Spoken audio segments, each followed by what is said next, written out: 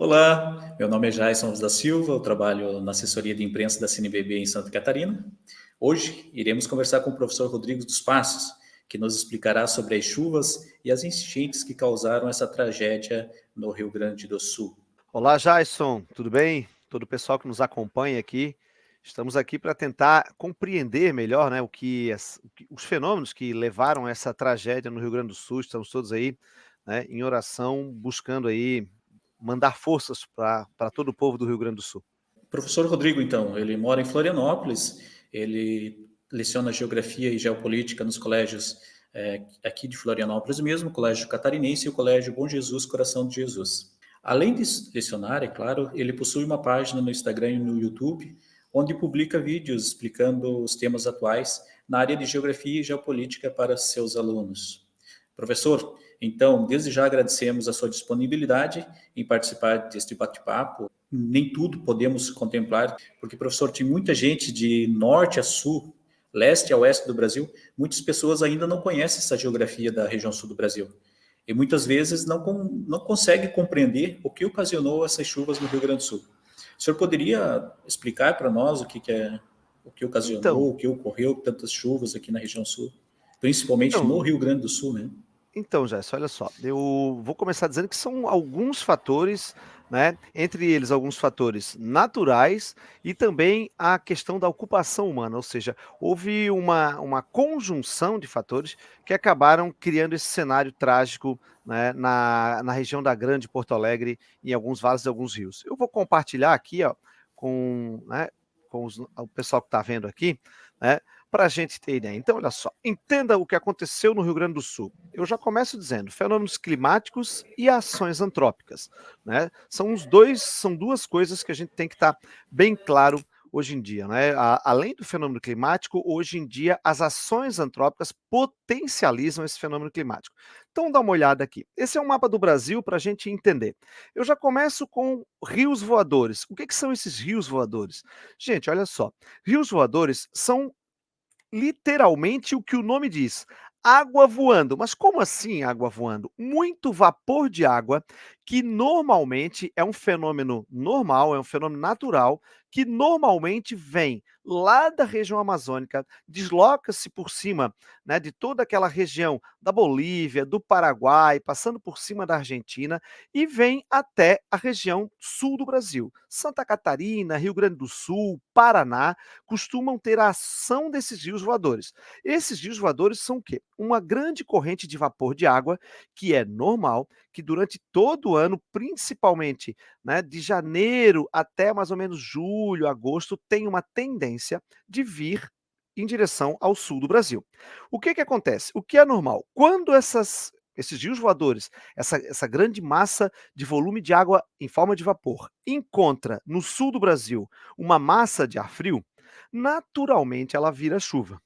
Naturalmente. Por isso, se você lembrar, é comum a gente lembrar de grandes cheias no sul do Brasil, né? Nós já tivemos, inclusive na região sul, né, em próprio Porto Alegre, né, em 1941, e outras cheias não tão grandes. No caso de Santa Catarina, a região de Tubarão, nos anos 70, a região de Blumenau, o Vale do Itajaí, nos anos 80. Então, isso é um fenômeno relativamente comum e natural. O que é que está acontecendo? O que aconteceu principalmente desta vez? Desta vez, coincidiu que nós tivemos uma imensa massa de ar quente e seco que bloqueou a passagem dessa massa de ar frio para dentro do resto do Brasil, para cima de Santa Catarina, para cima do Paraná, para cima de São Paulo, o que naturalmente levaria essas chuvas e teria chovido sim no Rio Grande do Sul. O problema é que teria chovido bem menos. O que acontece então? Professor, Pode falar, Jason. professor, é interessante porque nesse período das chuvas do Rio Grande do Sul, eu fiz uma viagem curta ao Rio Grande do Sul, né? E, de fato, esse fenômeno realmente aconteceu, porque percebe-se que da divisa de Santa Catarina com o Rio Grande do Exatamente. Sul, a chuva diminuiu e não estava chovendo. Mas no Rio Grande do Ex Sul era chuva torrencial nesse período. exatamente. Realmente não Ex houve essa distribuição de água para o restante do Brasil. exatamente. Eu me lembro no dia de 1º de maio, nós estávamos aqui com um dia lindo e chuva no Rio Grande do Sul. né? E nos dias sequentes, 3, 2, 3, 4, 5, 6, nós com um dia muito bonito aqui, nós estávamos aqui com dias bonitos, secos, sem volume de chuva em Santa Catarina, no Paraná, enquanto que toda essa água ficava caindo. Ou seja, essa massa de ar frio que nós temos, ficou em cima do Rio Grande do Sul muito tempo, ela transformou toda essa umidade em água e ficou literalmente estancada sobre o Rio Grande do Sul, porque ela não conseguia furar essa massa de ar quente e seco que estava bloqueando ali. Agora ela já conseguiu, hoje, né, eu estou em Florianópolis, nós temos um dia aqui já bem mais frio, já não chove mais em Porto Alegre nesse momento também, então a tendência agora é que isso volte ao normal. E alguém pode perguntar, mas professor, por que que isso foi tão agravado desta vez? O que está acontecendo, gente? Nós temos outro fenômeno natural, que é esse aqui, ó, o fenômeno El Ninho, né? Aqui, quando a gente tem El Ninho, por isso está aqui, ó, prepare-se para. Se eu tenho o El Ninho, que é o aquecimento das águas do Oceano Pacífico, nesta área, na costa oeste da América do Sul, ali onde está vermelho, laranja, você observa ali, toda aquela região do Oceano Pacífico, próximo à linha do Equador, em relação à costa peruana, né, no oeste da América do Sul. Se essas águas naturalmente aquecem um pouco mais, isso naturalmente, isso não tem a ação humana direta, isso é um fenômeno natural. Só que em alguns anos, isso aquece um pouco acima da média. E isso vai mudar toda a dinâmica de massas de ar da região da América do Sul, fazendo, por exemplo, para que Santa Catarina e Rio Grande do Sul tenham mais chuvas. Por isso, ó, uma das consequências, que é a última que eu coloco ali, ó, o sul fica debaixo d'água. É um fenômeno natural. Sempre que temos um El Ninho, um aquecimento das águas do Oceano Pacífico, na costa peruana, próximo à linha do Equador, nessa região que está assinalada de vermelho, laranja e amarelo, é natural que eu tenha um começo de ano mais chuvoso no sul do Brasil. É natural que estes rios voadores que estão aqui, ó, se intensifiquem. E aí o processo de chuvas no Rio Grande do Sul, Santa Catarina e Paraná, muitas vezes, ele aumenta. O que aconteceu dessa vez é que nós tivemos o El Ninho com a massa de ar frio encontrando os rios voadores e essa massa de ar quente e seco aqui, ó, que eu vou colocar de novo para você ver aqui, né? Essa massa de ar quente bloqueou os rios voadores naquela região do Rio Grande do Sul. E aí é, consequentemente, uma, né, uma tragédia devastadora aí em toda a região do Rio Grande do Sul. E digo mais, o Nordeste brasileiro e a Amazônia tendem a ter bem menos chuvas. Por isso que uma consequência do El Ninho não é só o sul debaixo d'água. No momento, a imprensa brasileira não tem comentado muito, mas toda a Amazônia está com muitas queimadas e boa parte do Nordeste está com uma seca acima do normal. Esse fenômeno do El Ninho, ele tende a aparecer entre dezembro até março, abril, começo de maio. Atualmente, hoje, né, já se fala no final do El Ninho, nós estamos no processo de final do El Ninho. Então, a última travessura dele, né, desse menino, e já vou explicar por que o nome é menino, né, essa travessura dele foi a última com essas cheias no Rio Grande do Sul. Tá? Mas a Amazônia passou boa parte do começo desse ano com grandes queimadas em função do tempo mais seco. E por que o fenômeno chama-se El Ninho, né? Por que esse fenômeno que eu estou mostrando para vocês, o aquecimento do Oceano Pacífico, chama-se El Ninho? Porque os pescadores lá do Peru, na casa de 1600, 1700, os espanhóis que andavam por lá e pescavam, perceberam que no final do ano nós tínhamos menos pescado nessa costa peruana. Tinha bem menos peixes, porque com as águas superficiais mais quentes, é natural que eu tenha menos alimento e os pescados procurem menos essas águas. E aí relacionaram o fenômeno El Ninho ao final do ano. E qual é o menino que normalmente nós celebramos no final do ano? O menino Jesus. Por isso o fenômeno El Ninho chama-se El Ninho, fazendo uma referência ao Natal, à chegada do menino Jesus. Né? Já faz uma ligação também com o cristianismo, né? Certo, professor, certo, ótimo, ótimo. Essa ligação aí eu também não tinha compreensão dela, não. Foi ótima a exposição aí para a gente também entender como uma entidade religiosa, né, entidade católica, então Sim, sim. conhecimento a mais aí que que eu não sabia disso.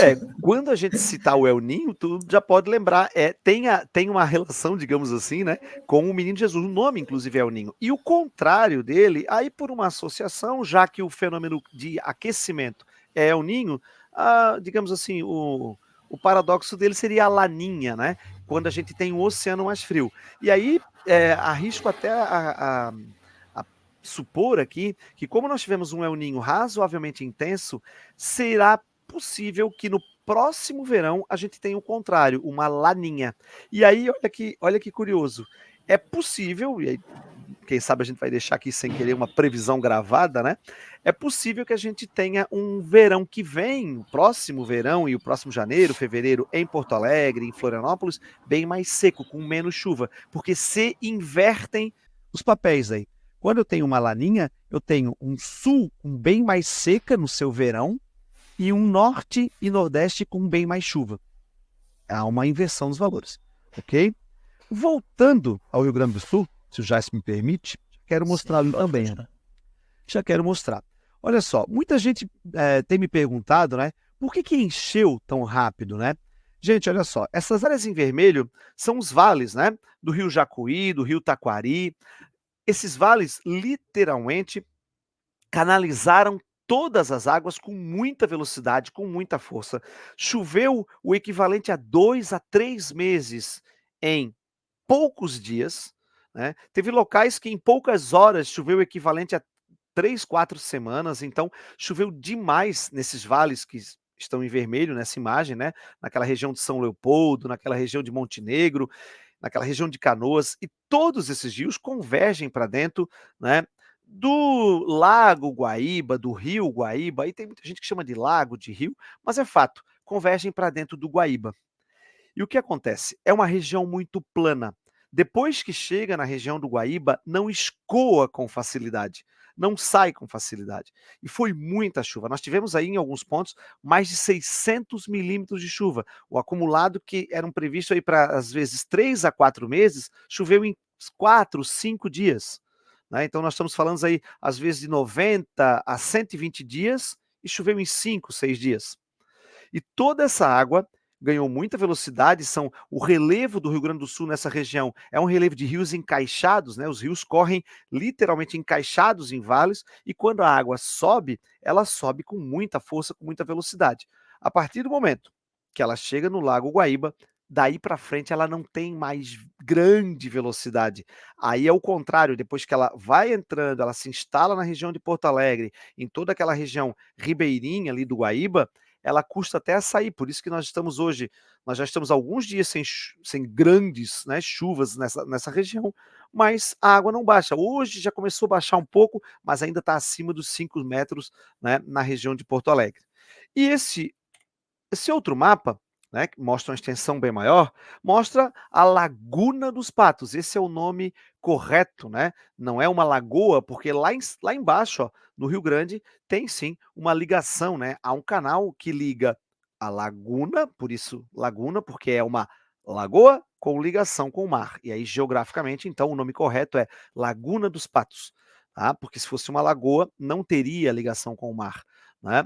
E a Laguna dos Patos também é muito plana. Todo o escoamento da água que chegou no Guaíba vai ser, infelizmente, lento e gradual. E temos que torcer para que não tenhamos vento, inclusive ontem nós tínhamos vento sul na região ali do Guaíba, não sei se algumas pessoas viram, nós tínhamos ondas fortes, né, batendo até em algumas casas ali que estavam alagadas, porque o vento sul empurra de novo a água da Laguna dos Patos para dentro do Guaíba, né? Então é de difícil, essa água vai demorar a baixar pelo menos algumas semanas em algumas regiões aí, Jais. Como o senhor havia dito, professor, ali no slide anterior, a região ali é muito baixa, né? Chega, digamos assim, choveu forte na serra, escoou tudo para a grande Porto Alegre. As regiões que foram primeiros afetadas, professor, hoje elas já estão conseguindo voltar, se Já, recompor, ou ainda tem as bastante água regiões nessas mais. regiões? Isso. As regiões mais altas, né, que lá na região que a gente chama do Vale do Rio Jacuí, aquela região de Montenegro, as regiões mais altas foram, tecnicamente, as primeiras a ser afetadas, né? E hoje são as primeiras, já que não, nesse momento não tem mais grandes enchentes. Quanto mais alta for a região, também mais rápido a água escoar. São fenômenos diferentes, né? Nas regiões mais altas, a água enche, dá aquela enxurrada, e a tendência é dessa água escoar muito mais rápido, né? Então é aquela coisa de enxurrada. Às vezes você vai ter 1, 2, 3 noites ali com a água passando, porque continua chovendo e tal. É muito complicado. É onde, por exemplo, a gente via aquelas imagens terríveis, né? De pontes sendo arrancada, de casas sendo arrancadas. Essas regiões são regiões normalmente de relevo de maior altitude do que, obviamente, a região de Porto Alegre, que está bem mais quase praticamente ao nível do mar, né? Então, nessas regiões hoje, o trabalho de tentar limpar, de executar limpeza, né, de ver o que sobrou dessa tragédia, já está sendo feito, aliás, já uns 2 ou 3 dias para trás aí, já vem sendo feito, né? E lógico, quando chove de novo, é sempre aquele susto, porque realmente se você está, né, limpando, está tentando secar, está tirando algum móvel que eventualmente sobrou, né, dessa catástrofe, chove de novo, então é muito complicado. Mas aonde tem a região toda mais baixa, em volta do Lago Guaíba, a gente não teve esse problema, né? Se você lembrar, todo mundo que viu imagens aí nos vídeos que recebeu, em grupos né, de compartilhamento, você em Porto Alegre, você não tem a questão da enxurrada, né, em volta do Guaíba. Você tem a questão de ter enchido, né, de ter subido até, em alguns pontos a água subiu um pouquinho mais rápido, mas não tem aquela questão assim, poxa, derrubou aqui em Porto Alegre uma ponte, arrancou uma casa do lugar. Isso na região da Grande Porto Alegre, na região em volta do Guaíba não houve. Né? E nem vai acontecer lá para a região, para o sul, lá em Pelotas, essa região toda que está enchendo, porque a água vai entrando lentamente, porque justamente é mais plano, né? Só que como a água entra mais lento, ela também demora mais tempo a sair. Não sei, né?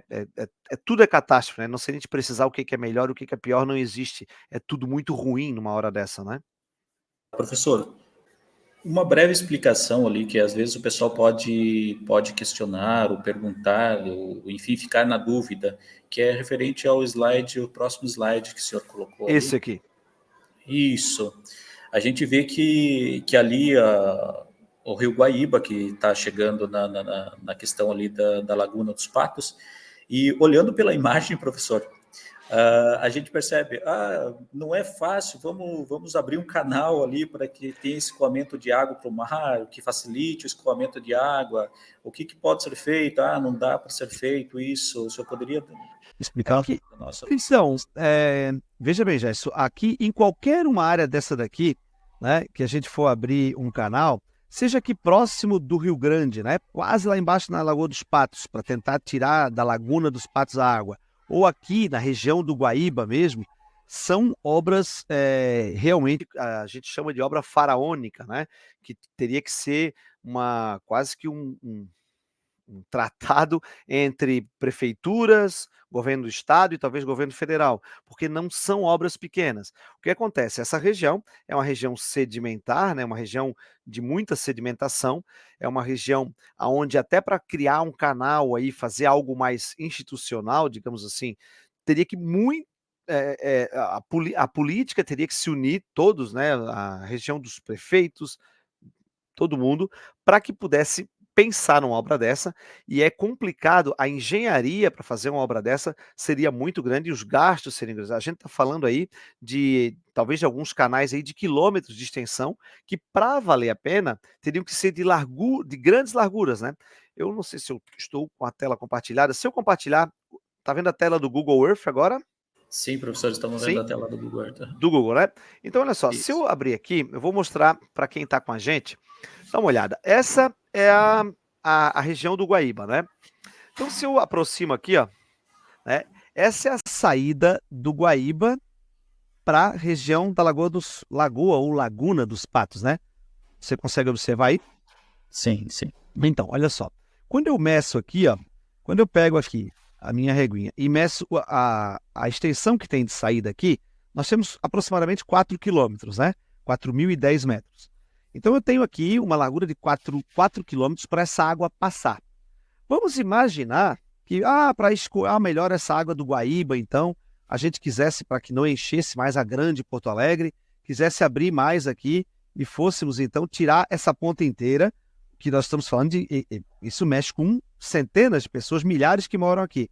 A gente está falando de uma obra de tirar toda essa parte aqui, ó, que tem 8,5 km de extensão. Veja, você consegue ver, ó, que daqui dessa ponta tem 17 quilômetros. Então, olha só esse triângulo aqui, ó, se nós calculássemos, estamos falando aqui de uma área aí de aproximadamente 80, 90, talvez 100 quilômetros quadrados.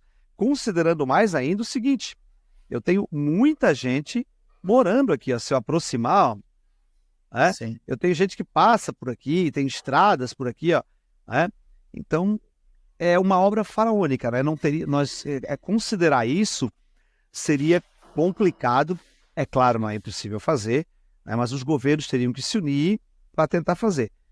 Na região de Porto Alegre, existem algumas obras, né, nessa região que a gente está se aproximando aqui agora, ó, de contenção, que não funcionaram a contento, né? Os muros e as comportas que nós temos na região de Porto Alegre eram para ter suportado até 6 metros do Guaíba. Quando ele passou de 4,5, Porto Alegre já estava enchendo. Isso, infelizmente, a manutenção e talvez a engenharia deixou um pouco a desejar, né? Toda essa região aqui que a gente tem agora no centro da tela, próximo ao estádio Beira-Rio, né? Toda essa região na orla do Guaíba, toda ficou submersa, né? Infelizmente. Talvez, não, enfim, hoje as previsões são mais exatas, digamos assim, né? O que não estava previsto era uma quantidade exagerada de água mesmo, né? Como o senhor comentou ali, mais de 600 milímetros de água. Isso, e às vezes em 5, 6 dias. Foi algo super fantástico, assim. Mas o que eu queria deixar claro para o público que está acompanhando a gente é que isso é bem possível que passe a se tornar mais frequente. Por isso que, né, até o tema, quando eu coloco no começo, que a nossa ação antrópica vai aumentar a frequência desses fenômenos. Né? O que tem que ficar bem claro para todo mundo, para que todo mundo possa entender. A sequência de coisas que aconteceram é uma sequência natural. O problema está na intensificação e na quantidade de fenômenos que nós teremos por década, talvez, ou a cada 2, 3 anos. Né? Então, a frequência e a intensidade tendem a ser maior. Esse é o nosso grande desafio. Tá? Tudo que aconteceu, de certa forma, é tudo natural. Né? A chegada dos rios voadores, a massa de ar frio encontrando, eu ter uma massa de ar quente no centro, né? Vou voltar aqui para o nosso slide, ó. Eu ter essa massa de ar quente bloqueando, tudo isso aqui é natural. O grande problema é as nossas ações antrópicas, né? A quantidade de poluentes que estamos jogando na atmosfera, tudo isso vem aumentando a intensidade desses fenômenos. Tem que ficar muito claro para quem está nos ouvindo, para quem está nos assistindo, que esse tipo de fenômeno tende a ficar muito mais frequente e mais intenso. Isso é uma coisa que tem que ficar claro para todos. Enquanto Igreja Católica, hoje uma das nossas preocupações, professor, é justamente isso, essa questão do aquecimento global e a questão da ecologia. Enfim, o Papa Francisco ressalta diversas publicações a questão do Laudato Si. Sim. Toda essa questão geográfica e realmente do cuidado com a natureza. Com a nossa casa comum, né? Essa tragédia aconteceu no Rio Grande do Sul também porque houve um superpovoamento, digamos assim, né, de toda a região ali que o pessoal acaba migrando para a região metropolitana. Exato. É que quando você se propõe a morar, né, vamos voltar lá no Google de novo. Quando você se propõe a morar numa região como essa, né, que é uma região claramente alagadiça, você vê aqui desembocando o rio Jacuí, né, você tem aqui o arquipélago da Ilha do Pavão, onde está bem no centro da tela agora. Ó. Quando você se propõe a morar numa região dessa, né, você tem que estar certo que é uma área alagadiça. Que uma vez ou outra, a cada de tempos em tempos, isso pode levar uma década ou pode levar, às vezes, 50 anos ou de 3 em 3. Vai alagar.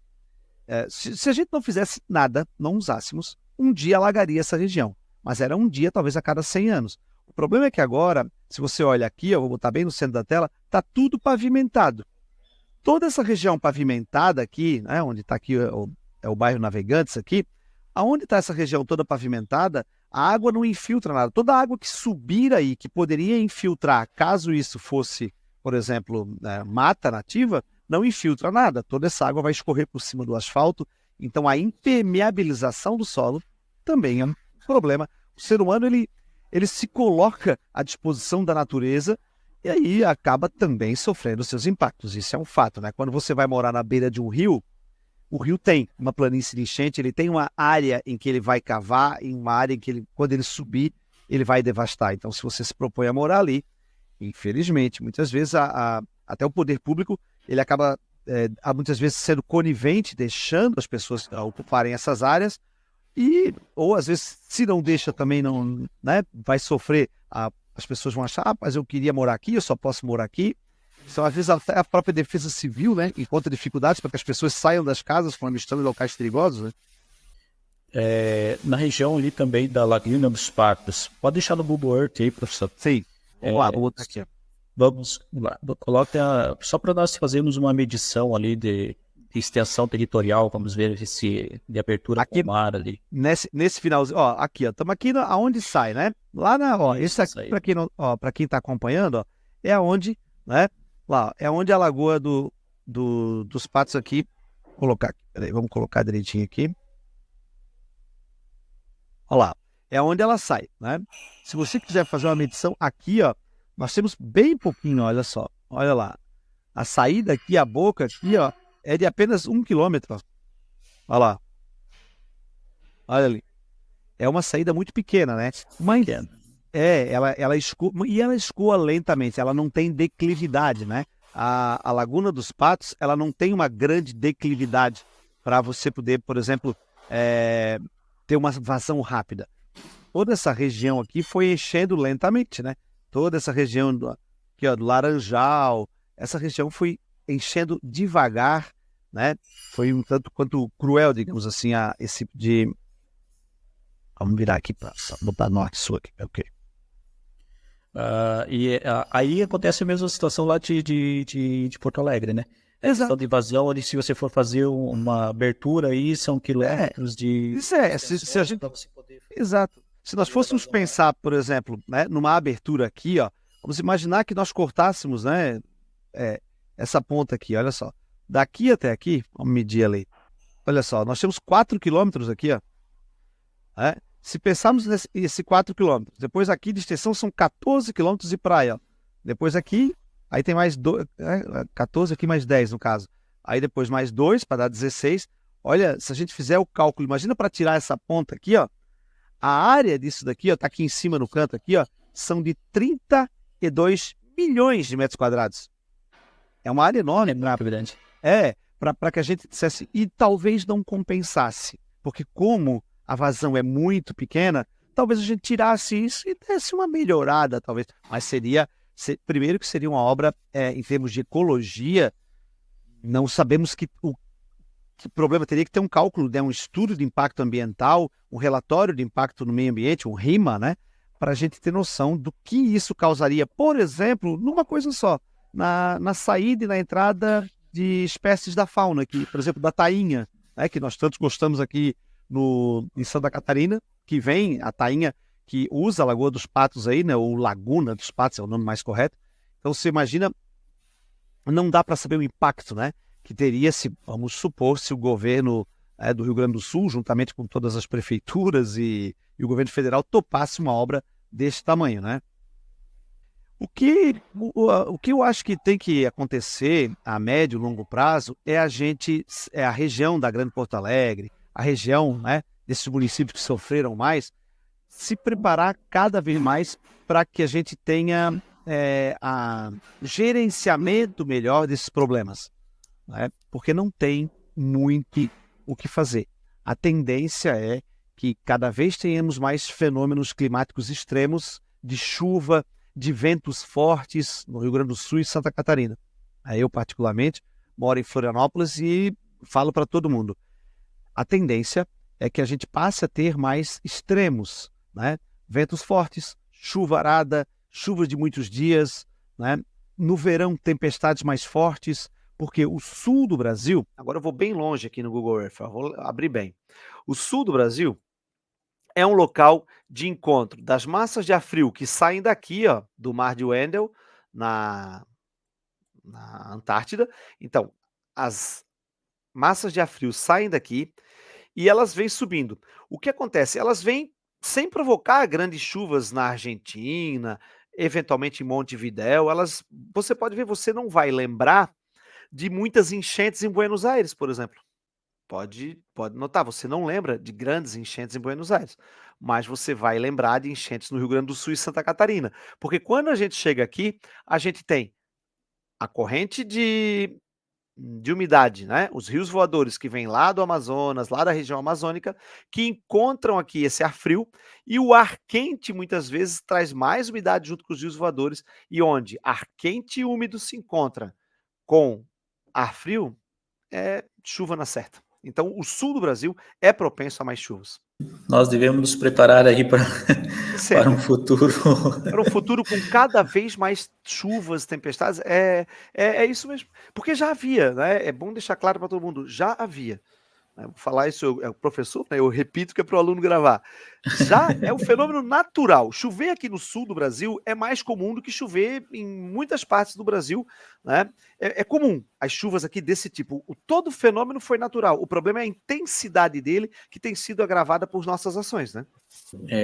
Acredito que com essa explicação que o senhor nos deu aí vai ser de grande ajuda para que o pessoal todo compreenda, de norte a sul do Brasil, como já citei no início, leste a oeste, um pouco o que ocorreu aqui na região, e ocorre de vez em quando aqui em Santa Catarina também, ocorreu no Rio Grande do Sul, com relação a essas chuvas aí que, para nós, digamos assim, é normal chover bastante, mas não tanto quanto choveu no Rio Grande do Sul. Para nós aqui é normal chover, então nós estamos acostumados. Nós que moramos aqui, às vezes encontramos alguns turistas que nos dizem, nossa, mas aqui só chove. Eles vêm passear e pegam chuva aqui. É normal a chuva aqui nos nossos três estados aqui mais do sul. Exatamente. Em época de El Niño, mais ainda. Vale lembrar que se nós tivermos a virada desse fenômeno, que é o que está se projetando, tá, para 2024, nós estamos no final do El Niño, e se tivermos a virada para uma laninha forte, olha que curioso, aí, curiosamente, se a laninha pegar forte, se o Pacífico naquela região, né, nessa região que eu vou mostrar aqui para você agora, tá? Se o Pacífico nessa região ele esfriar um pouco mais que o normal, a tendência é que nós tenhamos um verão que vem, lá de 24 para 25, com bem menos chuva. Não é 100, mas com bem menos daí. Aí talvez a gente possa estar, talvez aqui em março do ano que vem, falando, poxa, como foi um verão seco, olha, Florianópolis e Porto Alegre tiveram chuvas abaixo do esperado. É possível. Então, professor, queremos agradecer a sua participação aí, convidar o pessoal a acompanhar o senhor também nas redes sociais aí, que está passando aí na nossa tela. Muito obrigado, Rodrigo Schougel. Então, professor, a CNBB agradece a sua participação conosco nesse bate-papo. Esperamos encontrá-lo novamente em outras ocasiões, mas agora com, digamos assim, não falando situações de uma melhores, tragédia, né, que aconteceu, situações melhores aqui. Eu me coloco à disposição para qualquer tema, né? Os temas de geopolítica, de geografia, né? Eu tenho algumas coisas ali no Instagram, eu comecei esse ano só, mas tenho vídeos bem legais ali de 1 minuto e meio, para quem quiser, né? Às vezes tem alguns temas legais, a questão de Israel, Palestina, a questão da Ucrânia, né? Ucrânia e Rússia, então às vezes em 1 minuto e meio para você entender algumas coisas, para que possa aí, de repente, ter uma luz, né? Que às vezes a gente quer entender e não tem ninguém para explicar para nós de forma objetiva e rápida. Muito obrigado pela sua participação, que foi muito esclarecedora para nós. Nós realmente agradecemos. Jason, muito obrigado. Até, pessoal.